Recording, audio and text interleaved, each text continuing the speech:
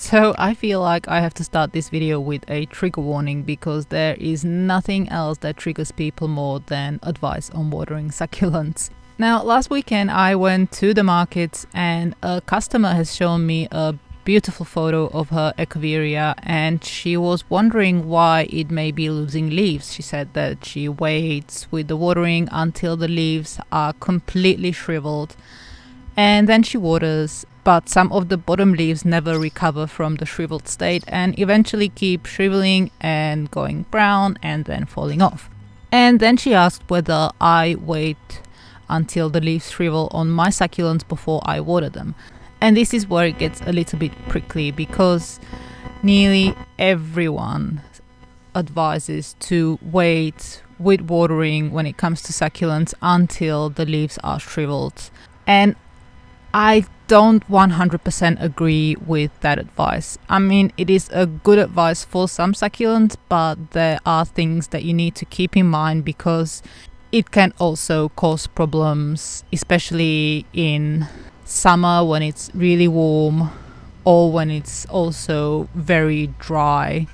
So there's very little humidity and you're also starving the plant of water on top of it being hot. So I think that there are certain circumstances in which you can do more harm than good by waiting on succulent leaves to start shriveling before you water them. This is just my personal opinion and advice, so you can take it or leave it. You don't have to follow it. But personally, I almost never wait until the leaves shrivel before I water again. I normally wait until the potting mix gets dry so the leaves are not constantly wet, and I would only water when I can see that that potting mix is no longer wet or moist. So I'll just show you a selection that I've gotten ready for this week's market, and it's about 80 different cultivars and species just from around the nursery, and pretty much everything here except for the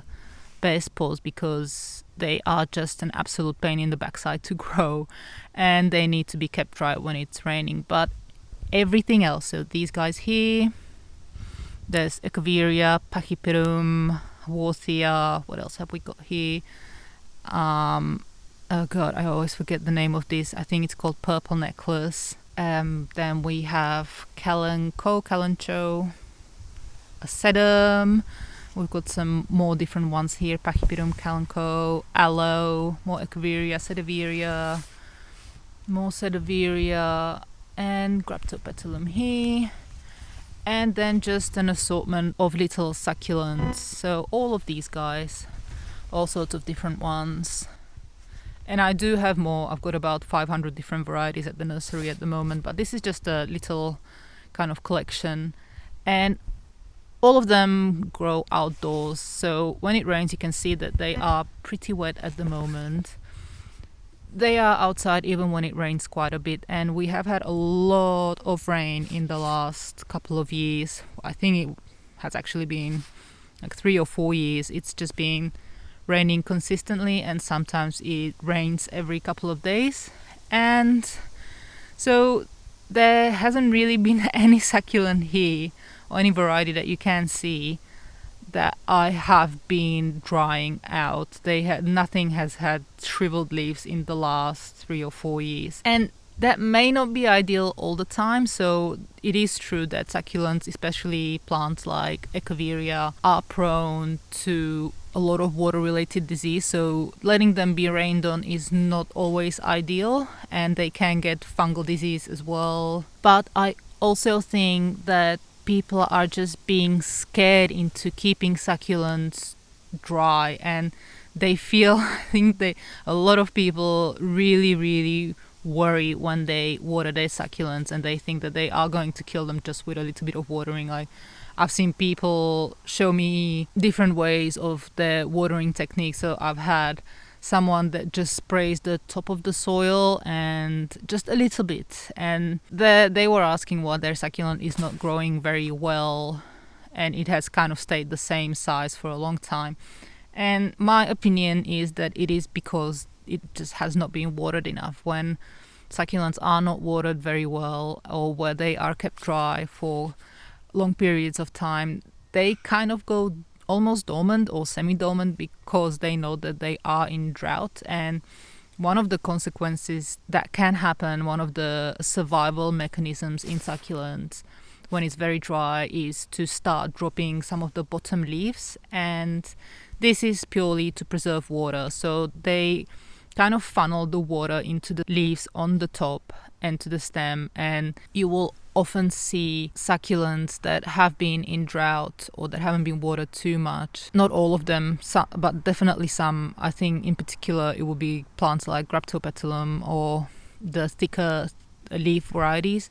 They will have just a few leaves and a thick stalk, and they will have that water concentrated in those few top leaves, and they will be very compact, and the leaves will be much thicker than the ones on a plant that gets watered frequently. Now, there are plants that will benefit from being kept on the dry side most of the time, and that is mostly Echeverias. So plants like this, Echeveria Romeo, they really suffer from edema, which is these dark marks on the leaves, and they also attract fungus, including rot and black spot. They do rot quite easily if they are overwatered. There are a few more. I don't usually grow succulents that cannot handle the rain, but there are definitely quite a few more, and they do like to be on the dry side. But at the same time, they will be quite happy if you just water them when the potting mix dries out. So they don't need to have all of their leaves shriveling, they just need to have the potting mix completely dry. And you can check by turning it over or taking the plant out a little bit out of its pot and check how wet the potting mix is.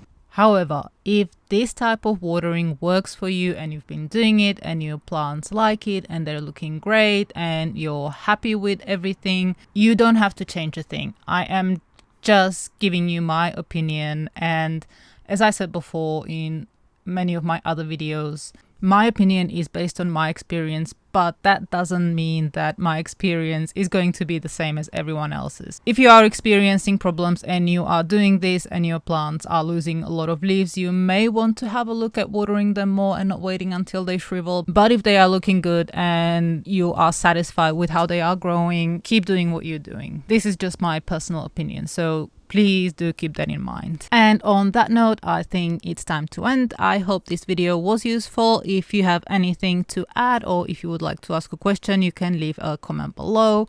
Thank you so very much for watching, and I will see you all next time.